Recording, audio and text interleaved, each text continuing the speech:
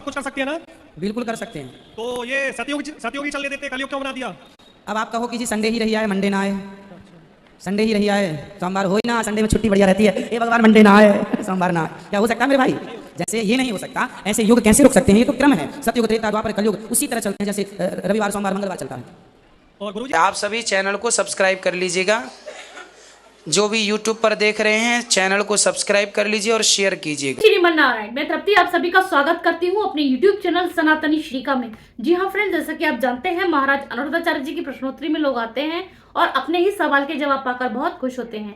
तो आज की प्रश्नोत्तरी ही कुछ ऐसी होने वाली है। जी हाँ फ्रेंड्स, यहाँ पे सभी लोग एक एक करके आते हैं और अपने सवाल के जवाब पाकर बहुत खुश होते हैं और अपने बारे में बताते हैं कि कथा को सुनने के बाद उनके जीवन में क्या परिवर्तन आया है, ये आगे हम इस वीडियो में देखने वाले हैं। आप कहीं जाइएगा नहीं, वीडियो बहुत इंटरेस्टिंग है। अगर आपको वीडियो अच्छा लगे तो इस वीडियो को एक लाइक अवश्य रूप से कर दीजिएगा। चलिए बिना देरी करे हम शुरू करेंगे आज का भक्ति में ये वीडियो। जय श्रीमन्नारायण। गुरुजी भगवान जी तो सब कुछ कर सकती है ना? बिल्कुल कर सकते हैं। तो ये सतयुगी चलने देते, कलयुग क्यों बना दिया?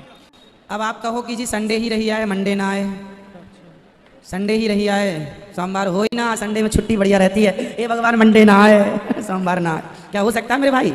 जैसे ये नहीं हो सकता ऐसे युग कैसे रुक सकते हैं? ये तो क्रम है, सतयुग त्रेता द्वापर कलयुग उसी तरह चलते हैं जैसे रविवार सोमवार मंगलवार चलता है। और गुरुजी दूसरा सवाल ये है कि 140 करोड़ है भारत में, ठीक है। तो उनमें से मतलब पहला स्थान मेरे लिए आपका है जो है। कैसे?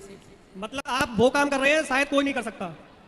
आपने दर्शन किए यहाँ के कामों के? सबके दर्शन किए। मैं तो घर पे इतना सुनता हूँ 10-10 15-15 घंटे। वाह, मतलब मेरी दुकानदारी जितनी थी उससे डबल हो गई है। वाह, देखो तालियां होनी चाहिए भैया के लिए। कथा मन लगाकर सुनते हैं और इनकी दुकानदारी भी बढ़ गई है। ये अच्छी बात है कि कथा सब कुछ देती है। और जो मैंने 10 साल से भागवत मतलब औरों से सीखा है वो आपसे 4 महीने में सीखा है। बिल्कुल, ये फास्ट सर्विस है। कोई ध्यान से सुने कथा तो पूरा ये नहीं महीना भर, है ना? अच्छा है। मैं कोशिश ये करता हूँ कि आपको सही रास्ता बताऊँ और मक्खन ही मक्खन आपको देता हूँ कथा में। राधे राधे। राधे राधे। कोई ध्यान से कथा सुन लेना मेरी माँ। इस धरती पे ऐसी कोई बीमारी नहीं है जिस बीमारी का इलाज कथा से ना हो जाए। कोई बीमारी नहीं। गुरुजी की कोट प्रणाम। खुश रहिए। हम महाराष्ट्र मुंबई से आए। आपकी कथा ने हमारी पूरी जिंदगी बदल दी है। क्या बदल गया? 6 महीने से यूट्यूब से जुड़े हैं, पहली बार हम आए हैं यहाँ पे, तो बहुत कुछ हमारे बदलाव हो गया। क्या बदलाव हो गया?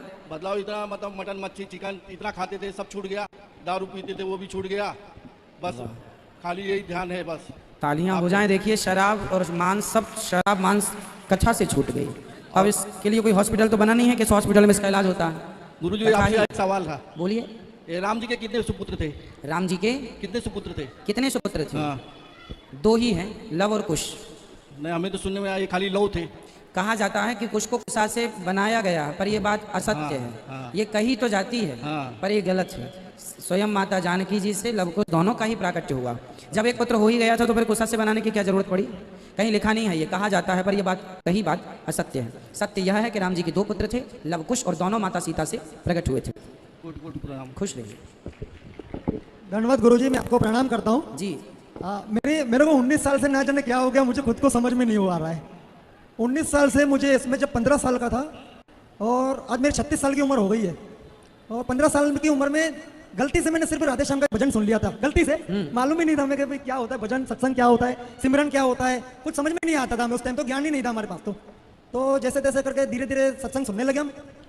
तो ना जाने 19 साल का मैं ऐसा रंग चढ़ गया है ना, तो उतरने का नाम ही नहीं ले रहा है। बस सिर्फ राधे श्याम बजते जाऊँ। और परमात्मा से मैं एक ही चीज मांगता हूँ, मुझे सुख नहीं चाहिए, मुझे सिर्फ दुख चाहिए। क्यों?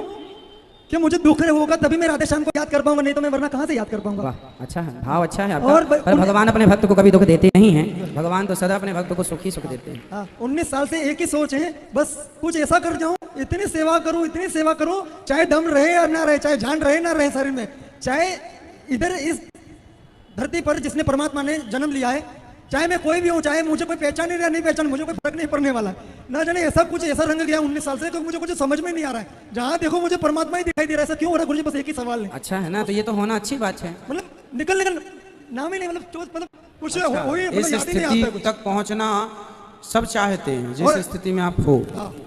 वो एक ही आशा, खाली उससे मोहनी मूर्त एक बार देखनी है और एक बार भोली सी सूरत देखनी है, बस और कुछ नहीं चाहिए हमें। अच्छा है, आपका आशीर्वाद देना के लिए जितना प्रेम आप रख सकें अच्छा है। राधे राधे गुरुजी। जी राधे मैं राधे। आपके चरणों में बारंबार कोटि प्रणाम करता हूँ। गुरुजी आप कहते हैं कि भागवत कराने से 7 पीढ़ियाँ तरती हैं, तो मेरी मैया जी भागवत करा रही हैं, तो कौन कौन सी 7 21 पीढ़ियाँ, 7 21 नहीं, पीढ़ी। 21। हाँ हाँ, तो कौन कौन सी 21 पीढ़ी तरेगी? आपके पिताजी हैं? पिताजी हैं, माता जी भी हैं। अच्छा, तो 7 पीढ़ी आने वाली मतलब आपके पिता, आपके पुत्र के पुत्र के पुत्र के पुत्र, 7 पीढ़ी पिताजी की, पिता के पिता के पिता, और 7 पीढ़ी आपके मातृपक्ष की, माँ की, आपके नाना के पिता के पिता के पिता के पिता, टोटल। गुरुजी और जैसे मैं दीक्षा लेना चाहता हूँ तो मुझे किन किन बातों का ध्यान रखना पड़ेगा दीक्षा लेने के बाद? वो कल ही बताएंगे दीक्षा के समय। अच्छा, और कितना जाना पड़ेगा गुरुजी? कहीं नहीं, यहीं 9 बजे 8:30 बजे आ जाइएगा। अच्छा ठीक है गुरुजी, धन्यवाद गुरुजी। खुश रहिए। कैसी लगी आपको आज की वीडियो? देखा आपने यहाँ पर गुरुजी ने इनको सभी को क्या समझाया है, साथ ही यहाँ पर लोग आकर के अपने प्रश्नों के जवाब पाकर बहुत खुश होते हैं, और साथ ही बताया उन्होंने अपने जीवन के बारे में कि इस भागवत कथा को सुनने के बाद उनके जीवन में क्या परिवर्तन आया है। आपको इस वीडियो के माध्यम से क्या शिक्षा मिली, ये आप अपनी राय कमेंट सेक्शन में अवश्य रूप से रख सकते हैं। इसी तरीके की वीडियो के साथ हम जल्द मिलेंगे, तब तक कमेंट्स में लिखना ना भूलें। हरे कृष्णा दोस्तों।